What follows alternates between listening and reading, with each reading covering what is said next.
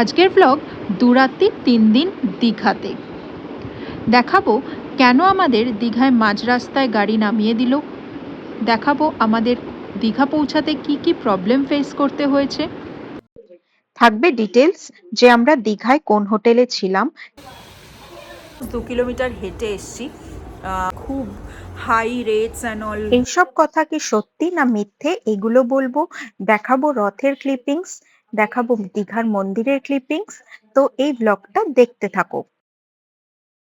Hello viewers, welcome you to my channel. চলো ঘুরে আসি 24/7। তো আজকে আমরা এসে গেছি দীঘাতে। আজকে 26 জুন, কালকে রথ। তো এই বছর দীঘার জগন্নাথ ধামের ফার্স্ট রথ টানা হবে, ওই জন্য আমরা দেখতে এসেছি যে কীরকম এখানকার মহল, কীরকম এখানকার রথ টানা কীরকম হয়, জগন্নাথ দেবের রথ কেমন হয়। তো আমরা সবই এখানে আজকে দেখবো, কভার করব, তোমাদের সাথে শেয়ার করব। তো ব্লগটা দেখতে থাকো। 26শে জুন এক বৃষ্টি ভেজা সকালে বেরিয়ে পড়লাম দীঘার উপলক্ষে। গাড়ি করে পৌঁছালাম স্প্ল্যানেড। বাসের টাইম ছিল সকাল 7:30, আর আমরা টাইমের আগেই পৌঁছে গেছিলাম। আর এখানেও সম্মুখীন হতে হলো প্রচন্ড বৃষ্টির। প্রচলিত আছে রথের সময় তো বৃষ্টি হবেই, সেই মতেই আকাশ যেন আজকে ফেটে পড়েছে। এবার বাস দাঁড়ালো কোলাঘাট। এখানেই সেরে নেবো আমাদের সকালের ব্রেকফাস্ট, তারপরে আবার রওনা দেব দীঘার দিকে। দীঘাগামী সকল বাসই এই কোলাঘাটে দাঁড়ায়, আর এখানেই সকালের জলখাবার সেরে নেওয়ার প্রচুর দোকান আছে। কোলাঘাট ছেড়ে আমাদের যাত্রা শুরু হলো দীঘার দিকে। মন্দারমণি, তাজপুর ছেড়ে এগালাম দীঘায়। এখানেই দীঘা ঢোকার মুখে আমাদের বাসটা নামিয়ে দেয়, এই বলে যে রাস্তা নাকি বন্ধ আর বাস যাবে না। তখন পড়ছিল তুমুল বৃষ্টি, আর টোটো পাওয়াও খুব মুশকিল হচ্ছিল। কিন্তু পরে জানতে পারলাম যে রাস্তাটা মোটেই বন্ধ ছিল না। যাই হোক, টোটোয় ভাড়া বেশি দিয়ে পৌঁছালাম হোটেল। এখানেই থাকবো আমরা 2 রাত 3 দিন। যশস্বী গ্রুপ অফ হোটেলস, যার নাম হোটেল বাংলা কুইন। হোটেলটি লোকেটেড জাহাজ বাড়ির একদম কাছে, বা তোমরা বলতে পারো নার্সিং মোড়ে। হোটেলটি রাস্তার একদম উপরে হওয়াতে এখান থেকে যে কোনো যানবাহন পেতেও কোনো মুশকিল হচ্ছিল না। এর সামনেই রয়েছে বাস স্ট্যান্ড। এই ঝুঁকি পুইয়ে হোটেল পৌঁছাতে বেশ দুপুর হয়ে গেছিল, আর খিদেও বেজায় পেয়েছিল। তাই রুম ট্যুরটা পরেই দেব, আগে দেখে নাও আমরা লাঞ্চ কি করলাম। মা কোথায় এসছো আজকে করতে? তা তুমি এখন রথ দেখা, কলা বেচা দুটোই করতে এসছো নাকি শুধু রথ দেখবা? না না, কলাও বেচো। আগে বলে দিই, এখানকার খাবারগুলো বেশ ভালোই টেস্ট, আর প্রাইসও রিজনেবল। তো আমরা কোনো বাইরের হোটেলে যাইনি, এদের ইনহাউস রেস্টুরেন্টেই লাঞ্চ করেছিলাম। লাঞ্চে নিয়েছিলাম ভাত, ডাল, পমফ্রেট মশালা আর মাটন কারি। লাঞ্চ সেরে চলে এসেছিলাম ডিরেক্ট পুলে। পুলে অনেকক্ষণ ঝাপাঝাপি দাপাদাপি করার পরে টায়ার্ড হয়ে ঘুমিয়ে যখন সন্ধেবেলায় উঠলাম, দেখি এখনো ননস্টপ বৃষ্টি পড়ে যাচ্ছে। তো আমি এর আগের ব্লগে মন্দিরে রথের প্রিপারেশন, সন্ধেবেলায় আমরা কি কি করলাম, বিচের সিচুয়েশন সবই আমি শেয়ার করেছি, তো তোমরা একবার দেখে নিও।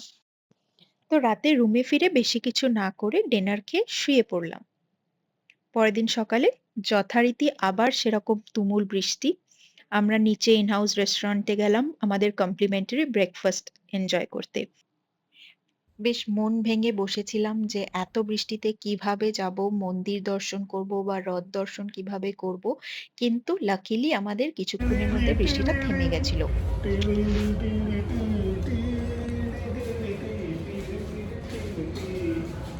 পপিন, লেটস গো। এবার ফাইনালি আমরা রথ দেখতে যাব। কলা কালকে বেঁচে নিয়েছি, আজকে রথ দেখবো। বল পপিন, থালাইবা। এই রাস্তা ধরে পুরো 1.5 কিলোমিটার অলমোস্ট হেঁটে যেতে হবে, কারণ আজকে কোনো গাড়ি ঘোড়া কিছু যাবে না। আমি একটা টোটো পেয়ে গেছি ফাইনালি, হাঁটতে হবে না। মা হাঁটার ভয় আবার হোটেলে ফিরে গেছি, আর আমি আর বাবা যাচ্ছি মন্দিরে। দেখা যাক টোটোটা কতদূর নিয়ে যেতে পারে। টোটোর দাদা আমাদের অলি গলির ভিতর দিয়ে নিয়ে আসলেন, কারণ মেন রোডটা বন্ধ। এসে গেছি তো, এই তো ওই মোড়টা থেকে বেরালাম না। এই মোড়টা হলো এসবিএসটিসি বাস স্ট্যান্ড মোড়। এখান থেকে 5 মিনিট হেঁটে পৌঁছাতে হবে মন্দির।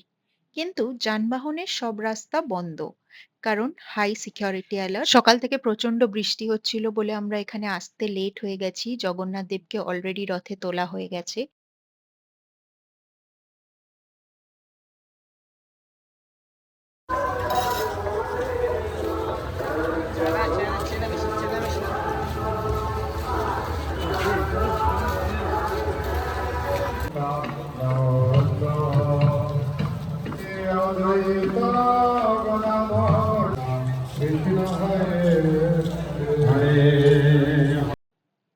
হাঁটতে হাঁটতে দেখলাম ফুটপাতে খুবই কম দোকান বসেছে, সেরকম ভিড় মেলার মতো নয়।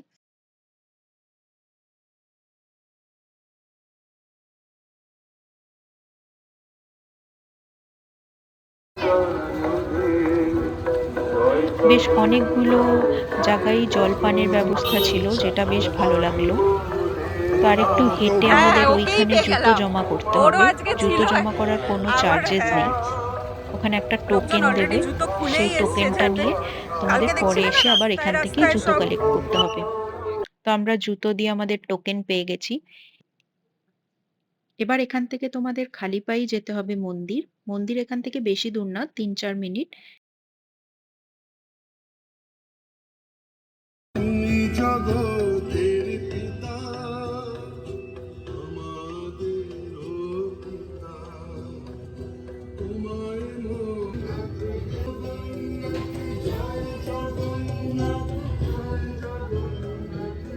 অলরেডি রাস্তায়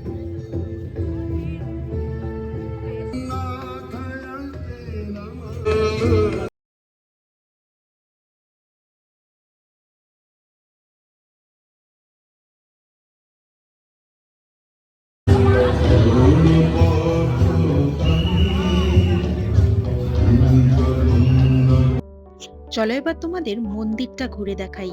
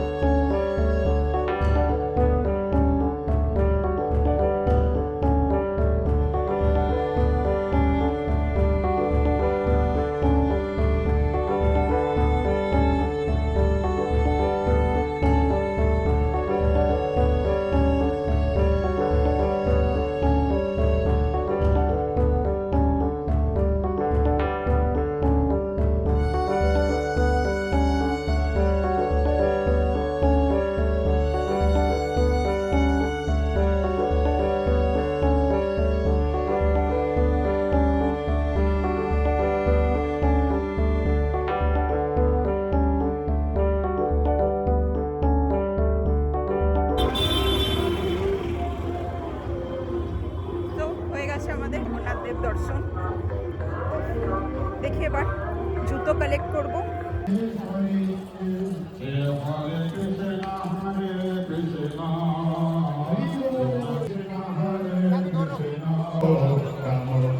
हरे राम राम हरे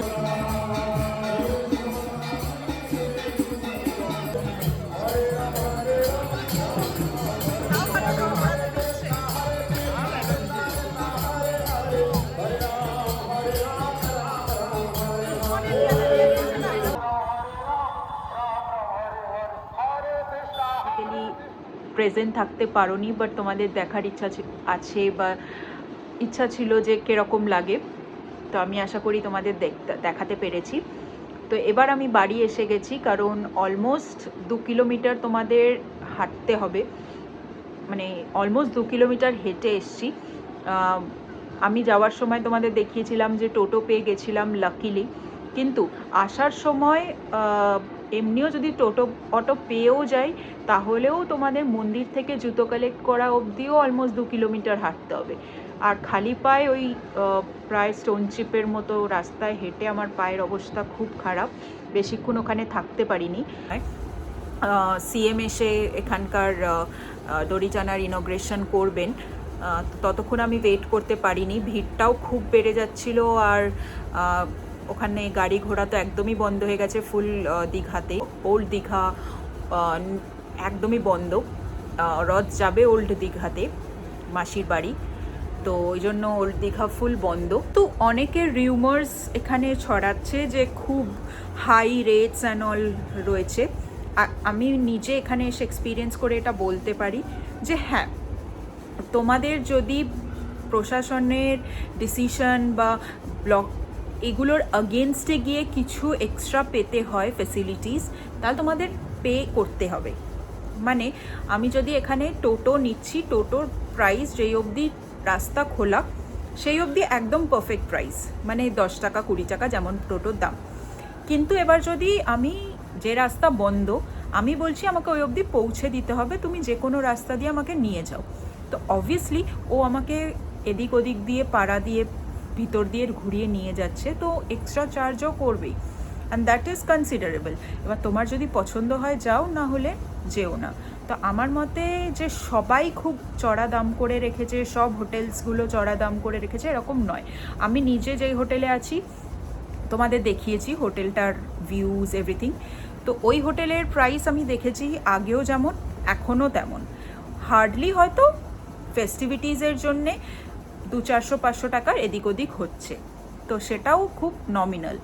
এবার আমি জানি না যে অন্যান্য অনেক হোটেলে হয়তো এটা করেছে, বাট আমি যে মেক মাই ট্রিপে দেখেছি ডেটস ওয়াইজ ভ্যারি খুব একটা করছে না যে 5টা 10 হয়ে যাচ্ছে, নয়। তো লোকে যা খুশি তাই বলছে, তো আর আমরা সবাই সেসব বিশ্বাস করে সেই জায়গাগুলো অ্যাভয়েড করি ফেস্টিভিটিসের সময়। তো আমার মতে তোমরা এখানে পরের বছর, এবছর যারা আসোনি পরের বছর নিশ্চয়ই আসতে পারো। আর খুব ভালোভাবেই এরা সব কিছু সিকিউরিটি দিয়ে সব কিছু দিয়ে মেনটেন করেছে, তো খুব ইজিলি ভালোভাবে ঘুরতে পারো। তো এবার আবার লাঞ্চের পালা।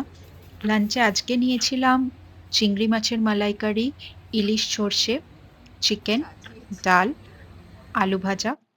এরপরে যদিও পাঁপড় নিয়েছিলাম, কিন্তু সবকটা আইটেমই খুব ভালো ছিল। এবার তোমাদের আমি দেখাচ্ছি একটু রিসেপশনের এরিয়াটা, কারণ এখানে বসে আমি কিছুক্ষণ টাইম স্পেন্ড করছিলাম। খুবই সুন্দর রিসেপশনটাও।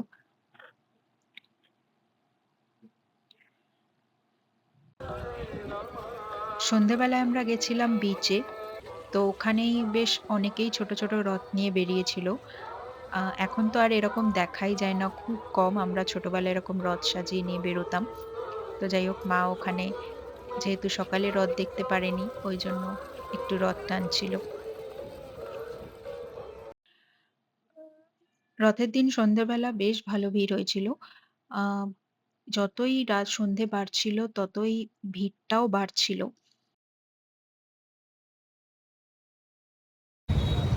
আফটার আ টায়ারসাম ডে যাচ্ছি এখন হোটেলে, যাব ডিনার করব, শুয়ে পড়ব। কালকে নিউ ডে, নিউ জার্নি শুরু হবে। তো আজকের জন্যে টাটা। গুড মর্নিং এভরিওয়ান, সকাল 9টা বাজে এখন।